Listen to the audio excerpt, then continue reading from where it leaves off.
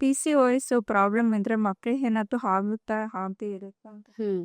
So, ಇದು PCOS ಇಂದ ಮಕ್ಳು ಆಗುತ್ತೋ ಇಲ್ವೋ ಅಂತ ಹೇಳಿ ಅದು ಒಂದು ಕ್ವೆಶ್ಚನ್ ಯೂಶುವಲಿ ಕೇಳ್ತಾರೆ ಎಲ್ಲರೂ.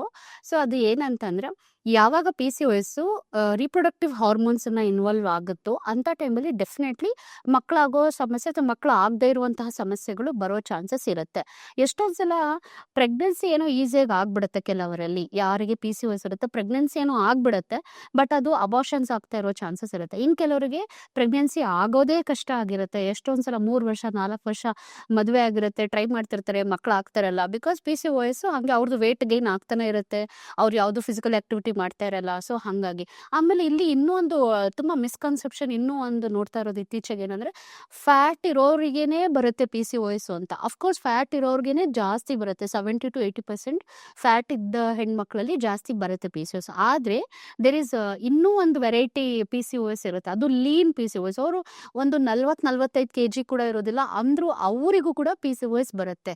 ಅದೇ ಹೇಗಿರುತ್ತೆ ಅಂದ್ರೆ, ಯಾವಾಗ ಹೆಣ್ಮಕ್ಳು 40-45 ಕೆಜಿ ಇರುತ್ತೆ ಅಥವಾ 50 ಕೆಜಿ ಇರ್ತಾರೆ, ಅವ್ರು ಏನ್ ಅನ್ಕೊಂಡ್ಬಿಡ್ತಾರೆ, ಹೆಂಗಿದ್ರು ನಾವು ತೆಳ್ಳಗಿದ್ದೀವಿ, ನಾವ್ ಏನಕ್ಕೆ ವರ್ಕೌಟ್ ಮಾಡ್ಬೇಕು, ನಾವ್ ಯಾಕೆ ಎಕ್ಸರ್ಸೈಸ್ ಮಾಡ್ಬೇಕು, ಅಂತವ್ರಲ್ಲಿ ಯಾಕೆ ಪೀರಿಯಡ್ಸ್ ಪ್ರಾಬ್ಲಮ್ ಬರ್ತಾ ಇದೆ ಅಂದ್ರೆ, ಅವರು lack of physical activity it self. ಅವ್ರು ಏನು ಈ ತರ ಅನ್ಕೊಂಡು ಅವರು ಊಟ ತಿಂಡಿ ಜಾಸ್ತಿ ಮಾಡ್ತಿರ್ತಾರೆ, ಕಂಟ್ರೋಲ್ ಇರೋದಿಲ್ಲ, ಶುಗರಿ ಫುಡ್ಸ್ ತಿಂತಾ ಇರ್ತಾರೆ.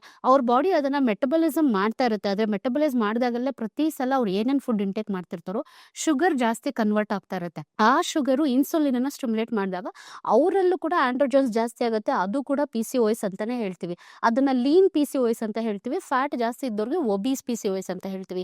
ಇಬ್ರಲ್ಲೂ ಕೂಡ ಪ್ರೆಗ್ನೆನ್ಸಿ ಆಗೋ ಸಮಸ್ಯೆಗಳು ಕಂಡು ಬರ್ಬೋದು. ಅಂಡ್ ಪ್ರೆಗ್ನೆನ್ಸಿ ಹಂಗೂ ಕೆಲವರಲ್ಲಿ ಆಗ ಬಂದವಾಗ ಅಬಾರ್ಷನ್ ಅಂತ ಹೇಳ್ತೀವಿ, ಅಂದ್ರೆ ಗರ್ಭಪಾತ ಆಗೋ ಸಮಸ್ಯೆಗಳು ತುಂಬಾ ಇರುತ್ತೆ.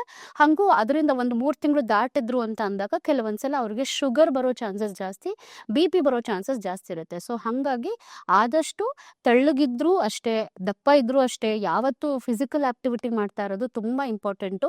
ಅದು ಸ್ಪೋರ್ಟ್ಸ್ ಇರ್ಬೋದು, ಡಾನ್ಸ್ ಇರ್ಬೋದು, ಜಿಮ್ ಇರ್ಬೋದು, ಯೋಗ ಇರ್ಬೋದು, ಯಾರೇ ಆಗ್ಲಿ ಅವರು ಯಾವುದೇ ವಯಸ್ಸಿನಲ್ಲಾದ್ರೂ ಕೂಡ ಫಿಸಿಕಲ್ ಆಕ್ಟಿವಿಟಿ ಮಾಡ್ತಾ ಇರಬೇಕು. ಅವ್ರು ಏನು ಊಟ ಮಾಡ್ತಾರೆ ಆ ಊಟದಲ್ಲಿ ಕಂಟ್ರೋಲ್ ಇರಲೇಬೇಕು.